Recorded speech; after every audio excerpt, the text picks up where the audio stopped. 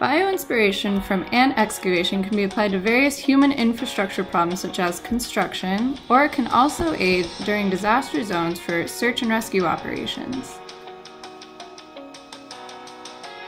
Our team chose to focus on trapjaw ants due to the extreme forces they're able to apply at their mandibles to possibly aid in excavation. Trapjaw ants are able to exert a blow up to 300 times their body weight in a single strike. This is accomplished by having two different sets of muscles inside of their head, one that is fast contracting and one that is slow contracting. The team designed a foldable mandible that would hopefully be able to execute the same kinds of forces. This was accomplished by having a torsional spring at the center of the system that would act as the fast contracting muscles, while a servo would be applied to the end of the mandible that could act as the slow contracting muscles.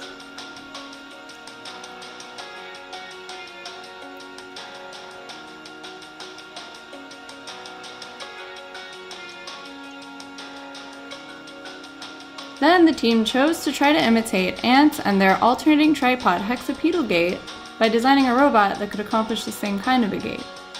However, eventually, it became apparent that possibly trying to navigate over granular media with 6 legs may not be the best option.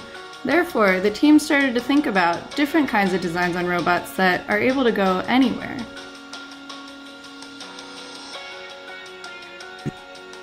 WEG mechanisms are essentially wheel legs that are able to locomote over different kinds of granular media. Our team chose to combine the concept of WEGs and folding robots to be able to come up with a WEG that would be capable of locomoting in one direction while excavating in the opposite direction. This decision is what led the team to use the mandibles as a stabilizing tool and the WEGs as an excavating tool. The following free body diagrams and trajectories were generated using a script in Python that would later allow the team to determine what motors would meet the torque and speed requirements necessary for the experiment. 2 separate sets were done, one for the WEG spokes, as you can see here, and one for the mandibles. So as seen here, this design utilizes foldable components which originated from origami-inspired designs. This particular component, as well as the body of the robot, consists of 5-layer laminated material. This process we used in manufacturing our 5-layer material. Each layer was generated using Python. Layers needed to be planned to ensure the cuts were in the correct order. Then they were compiled together to generate the final cut design. This is the process we used in manufacturing our 5-layer material. Each layer was generated using Python. They were compiled together to generate the final cut design seen here. The WEG design seen here is the basis of future WEG designs. We then created a test bed to validate various WEG designs and motor combinations. Some motors were too strong and resulted in torn WEGs or high rotation speeds. Others would stall when in contact with granular media. The motors were then mounted to a test chassis to ensure the granular media would be contained effectively. After several iterations, we used a dredge-inspired design seen here.